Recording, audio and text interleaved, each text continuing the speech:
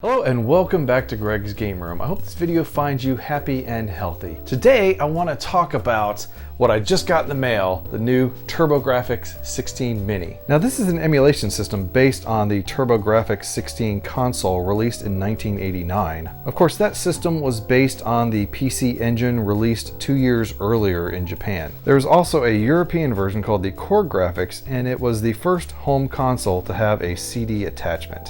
Before we get started with the review, please remember to hit the like button down below if you enjoy this type of content. And if you want to see more content like this, please remember to hit the subscribe and the bell button down below. Now let's go ahead and get started. All right, well here we go, the TurboGrafx-16 Mini. Can't wait to get into this. What's on the back? TurboGrafx-16 games. Let's see what we got. Alien Crush, Blazing Lasers, Dungeon Explorer, Moto Rotor, Power Golf, R-Type, Victory Run, Chu-Man Fu, JJ and Jeff, Military Madness, Newtopia, Ninja Spirit, Psychosis, Space Harrier, Splatterhouse. Splatterhouse is a game that I don't think was originally on their list, and we all kind of made a big stink about it not being in the lineup, and I think they went back to the drawing board and got that game on here, so it's pretty cool that Splatterhouse made it. Yeast Book 1 and 2, Bonk's Revenge, Kadash, Parasol Stars, Air's Zonk, Newtopia 2, New Adventure Island, Soldier Blade, pretty good shooting game if I remember correctly, Bomberman 93, and Lords of Thunder. Then on the Japanese side of things, we've got a lot of games that I cannot pronounce, but I can pronounce the Kung Fu, Jason, I can't pronounce that one, Galaga 88, Fantasy Zone, Dragon Spirit. Why is Dragon Spirit in capital letters? Apparel Gate Ball, Nectarius, Dungeon Explorer, Newtopia, PC Genjin,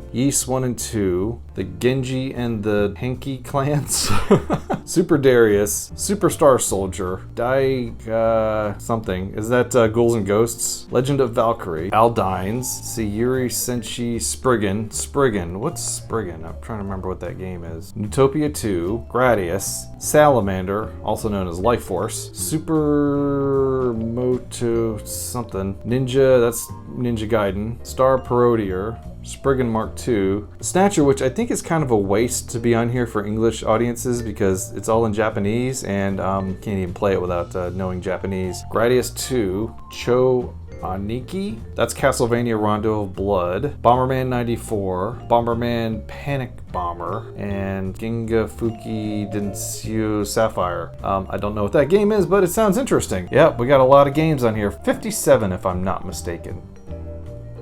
All right, it's time to open it up. Got a nice little, simple little thing on the side here. Ooh, there we go. Got a nice little manual here. TurboGrafx Entertainment Super System. It's a manual with lots of words that you probably won't read. Here we go. Layout. The vents. It has vents? Yeah, it's a manual. We never read these anyways. All right, let's take a look at the controller here. I'm pretty sure this is the first time I've ever actually held a TurboGrafx-16 controller. Maybe, maybe in Toys R Us or something like that, but I've never really spent any length of time playing with this controller. Nice and clicky with the controller here. The turbo switches feel pretty nice. The buttons, nice and solid. So yeah, this is good. I like this controller. This looks to be like the power cable, power adapter. I already have a couple of these, so I may not even use this. And underneath is an HDMI cable, which, you can never have enough. You can never have enough HDMI cables. And then lastly, it's the TurboGrafx-16 Mini console itself. I'm so excited. This is the first time I'm seeing this. Oh yeah, so cool. Got the little switch here on the front. Oh, and it even has the little protector lock thing for the cards. I kind of wish it had a card here that you could put in just to make it look a little more authentic. Right on the front there, you got the 2 USB ports. Of course, they only give you 1 controller, which means you're only going to be playing 1-player games. But if you want to play 2-player games, it's kind of nice because you wouldn't need a turbo tap or anything. You just get another controller and plug it in there. On the back, you got this little cover. It says TurboGrafx-16. That's nice. Now, I know that the power is right in here. It's right in here somewhere. And you have to take this cover off just to get to the power. Now, I'm not going to take this apart, but I've seen others who have, and apparently Pretty much all of this over here is completely empty. There's nothing over here on this side of the system at all. Because this is based on the PC Engine and the core graphics, it's only this big. And honestly, I chose the TurboGrafx-16 over the core graphics because I wanted the authentic American experience. This is just the one that I would have had back in the day. Between this and the core graphics, they're basically the same. And the only difference on the PC Engine is that the controller doesn't have these little turbo switches. And also I think there's a couple minor game changes that are not on here. All right, let's pop the back off of this thing. I'm sure there's some switch or something. Oh yeah, I probably have to flip this little switch here. There we go. It's got a little hook on here to lock it in there. And so this is what it looks like without the little back piece on here. Now, if you had a CD attachment, you would have taken that off and the CD attachment would have sat right up above here like this. I believe it also would have had a component on the bottom here because you had to flip both switches. There were two switches on the CD for the CD attachment. Your plug for the power is going to be right here. Kind of hard to see the way the light is. And then you got your HDMI here. As I said, they kind of did this because on the core graphics and the PC Engine, it only goes out to here. There's nothing, this is all just empty space on the inside of the TurboGrafx, but I don't care. I like it. All right, well, I think it's time to hook it up and get playing some games. All right, so move over, Sega Genesis Mini. There's a new kid in town. Holy cow. It's so much bigger than the Genesis Mini. I'm actually going to use the power connectors that I've been using for the Genesis Mini, and it all should be the same thing. In fact, I think the internal components are basically the same thing between these two systems. So they give you a pretty lengthy cable here with this. I thought I would go ahead and measure it out, see how long this cable is. It's at least 9 foot long, probably 10 foot, considering that there's just a little bit of slack in there. Okie dokie, it's a monumentous occasion. Let's turn it on. Oh, we got the language selection right away. Of course, I think I'll go with English since that's what I understand the best. Ooh, this is nice. What do we have here? Alien Crush, Blazing Lasers, Dungeon Explorer. I like the interface, it's pretty nice. What game should I try first? Oh, we gotta do Splatterhouse first. That's so cool how it does that. Oh, I gotta get rid of that background. I don't really care for backgrounds.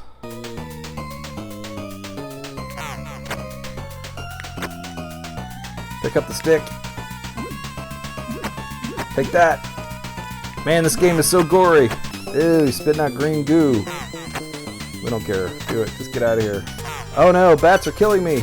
No bats. No bats allowed. Ah, I'm dead. Alright, let's jump out of this. And we'll go to return to menu. Okay, we got the settings here. Let's go into settings. Ooh, we can look at the manual. Oh, we can scan the manual. We can change our language again. We can go to the display settings to allow the change to the aspect ratio. Ooh, we can even do Turbo Express view if we want. I don't know why anybody would actually want to do that, but it's kind of cool option. What's the difference between this first one and that one? I guess it stretches the screen just very slightly, which may not be pixel perfect. Oh, then we can do run for a CRT filter if we want to add the, I guess it's the scan lines. Let's not do the scan filter. Then we have our choice of wallpapers, which I don't know why they would choose this fancy schmancy one. Let's do none of these. There you go. That's the one I want. And then menu design. So if we wanted, we could choose between the core graphics or the PC Engine design. Let's do PC Engine. We'll see what it looks like. And then over here on the bottom, if we wanted, we could change to release date or sort A to Z. And then here we could select console. Ooh, it just turned off. Oh, now we got PC Engine. You know what game I gotta play on here first? Where is it?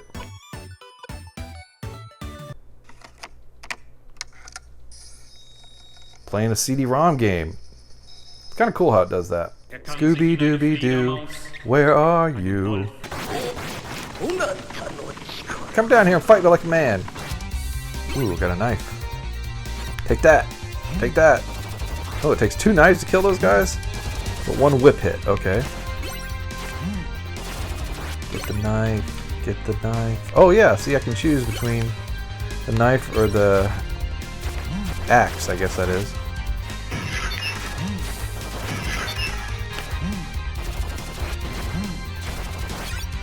I wish I could swing the whip upwards like you can in the Super Nintendo game.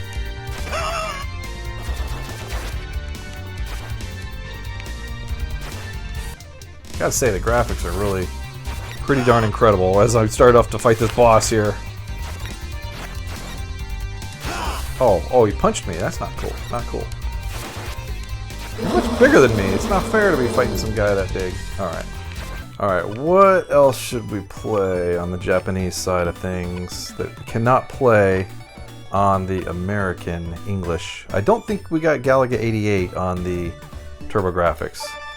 That's one of my favorite games. I played the original arcade game and it's great. I love it, but this game is exactly the same, which is incredible to me. They did a really great job converting this game. You don't stand a chance. Uh-oh. Oh, I could use the turbo controller. Oh, I forgot about that. Cool. Definitely don't stand a chance. Turbo plus the triple ship?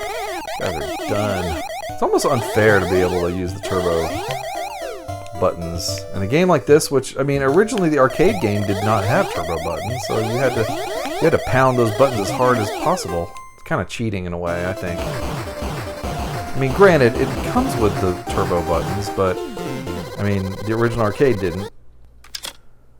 Alright, here's a game I think you might recognize. This looks really good. Nice stink at Ghouls and Ghosts. Just as I just proved right there. Am I an old man now? Ah, you turned me into an old man. Can I shoot up? Yes.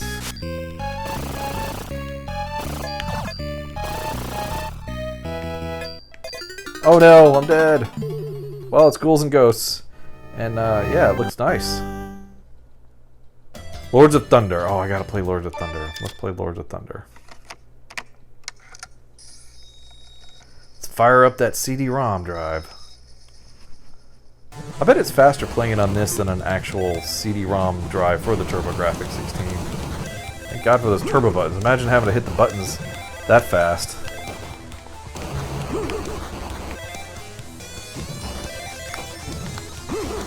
Oh, I think I went the wrong way.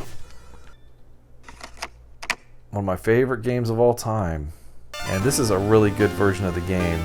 Again, you can see a little bit of shimmering down there at the bottom because I've changed the size. I wonder if can I go in and change the settings here? No, I can't. Alright, I'm going to go back to the main menu. And I'm going to change the display settings to the smaller one here. I think that's pixel perfect. Not sure. But we'll see, and then we'll play R-Type again. Let's see if that shimmering goes away. Nope, I still see it there.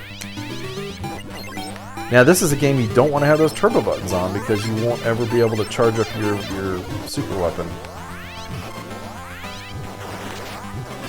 And I love R-Type, but one thing that I'm not really excited about on this version of the game is this up and down scrolling that it has to do to get perfect graphics. It's a little distracting. And yeah, there's just a lot of shimmering. You can tell, just look at the backgrounds, how much there's shimmering there.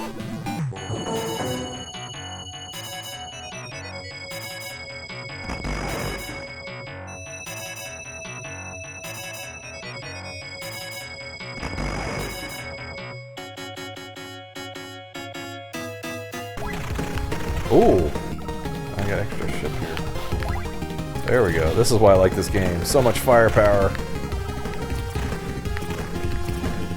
It's almost unfair the amount of firepower I have against these guys. Alright, that was Soldier Blade. Pretty cool game. Alright, what else can we play? Air Zonk, Alien Crush, Blazing Lasers. So all in all, it looks like there's 25 games for the TurboGrafx-16 side of things, which are guaranteed to be in English, of course. That's nice. And then on the PC Engine side of things, I think we got 32 games for a total of 57. And I hear there is a couple of hidden games as well. Look at that. That's so cool. Would that be considered parallax scrolling in the background? I mean, I've always heard that the Turbo really can't do parallax scrolling, but I mean, Is that true parallax scrolling? I don't think that it is. I think it's just different layers scrolling at different speeds. They're not overlapping each other at all.